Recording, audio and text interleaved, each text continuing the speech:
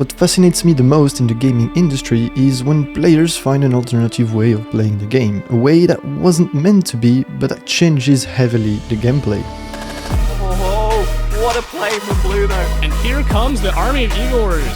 What on earth is Chris gonna do? Uh-oh, he can't get in. Quick wall. He's gonna pull these villagers off, and he's gonna start building a stone wall. And now all those Eagle Warriors are trapped inside, and they can't get out. And this army is just suddenly dead. It's just gone. It doesn't do anything. He managed to just box all these Eagles in, and now they're at the mercy of this Mangonel. Generally, the more freedom you give to the players, the more likely they are to find something you didn't think of. But in our case, it's the opposite. In October 1997, the first game of what would become one of the greatest RTS franchises was released, Age of Empires.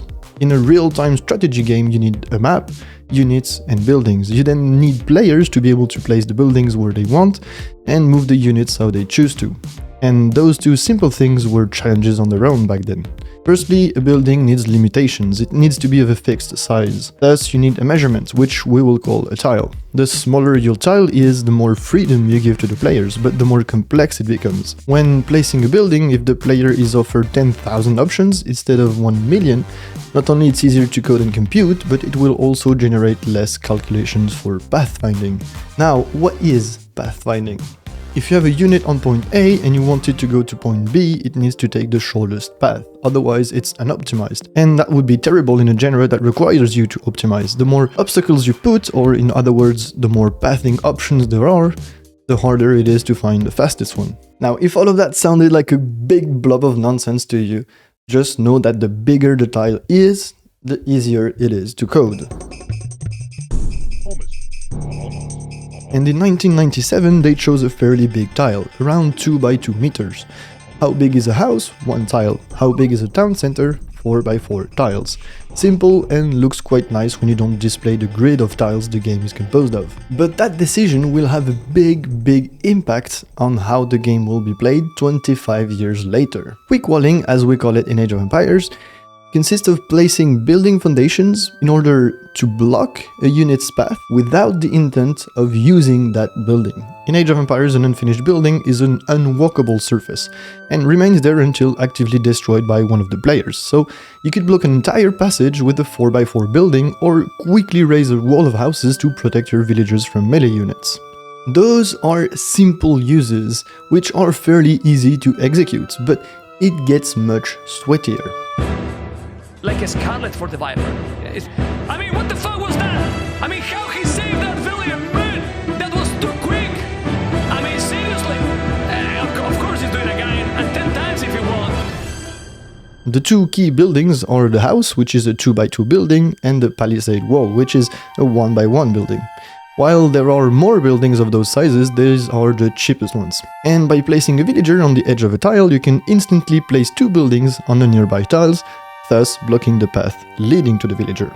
Say you have a dude lost in the middle of nowhere being attacked by scouts, quick wall it. What if there are 2 scouts? Well, you can still quick wall it. What if there are multiple scouts, range units and a lot going on? You can still quick wall it. So quick wall can save villagers. That's nice, but it gets worse, way worse.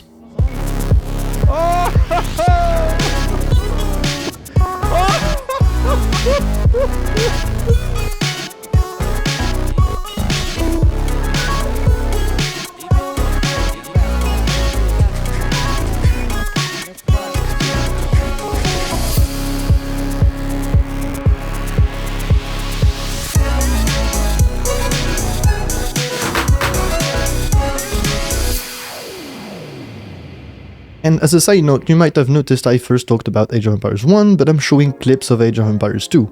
When they released the second game in 1999, they decided to use the same grid system, but they abandoned it in 2002 with Age of Mythology. And in a franchise that focuses on being historically accurate, that shouldn't be in any of their games. A spearman being good against a cavalier makes sense, but a villager throwing planks to protect himself from a raid?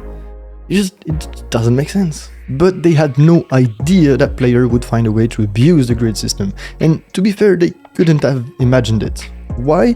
Because there is something I haven't mentioned yet. The ping.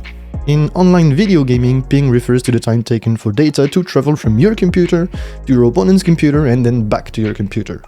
While today a good ping is around 30 milliseconds, back then it was way higher. So high that you can quickwall like you can today. If there's a 0.5 second delay between your command and the action happening, the melee units will reach your villager before you can place the second building.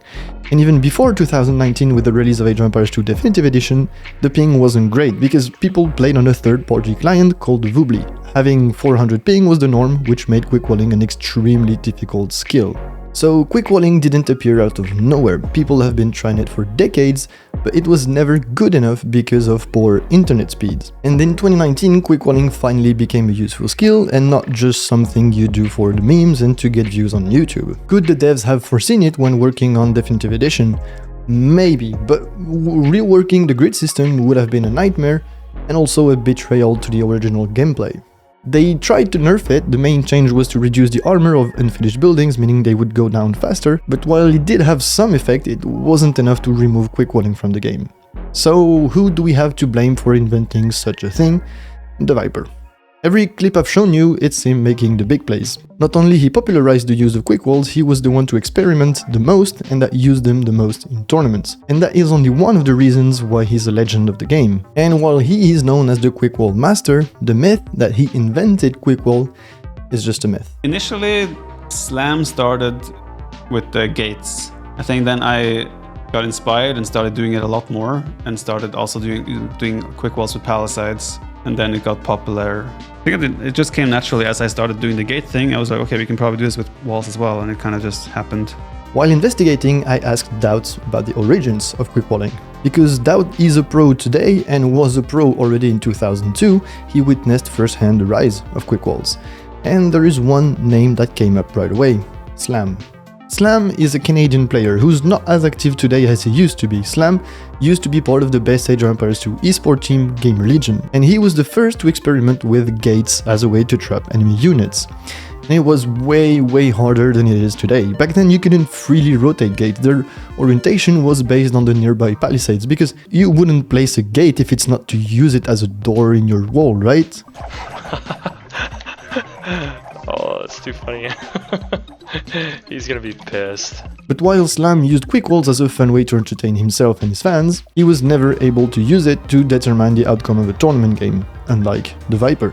So there it is. Viper didn't invent quickwalls, but he was the first one to master and to popularize the skill. And today a lot of players complain about that mechanic, but not only it became a core skill of the game, it also generated the most viewed clips in the community. In a rather slow-paced game, how exciting is it when a single move saves tons of units, or when a player manages to trap the whole opponent's army and then slowly kills them with range? And I know the hardcore fans watching this will have strong opinions, but to be honest, I was disappointed when I saw that Age of Empires 4 didn't have that mechanic. It made for such epic plays, and it's such a hard task to pull off in a high-pressure match. And it's not like it's completely broken either. There are pros that never quickwall and would rather spend their attention to something else. But I agree, in a franchise where most of the players just want to play the campaigns to relive the lives of Genghis Khan and Jeanne d'Arc, quickwalling doesn't make sense. So there it is, the story of quickwalls. If you enjoyed the video, make sure you subscribe so you don't miss the next one. Bye.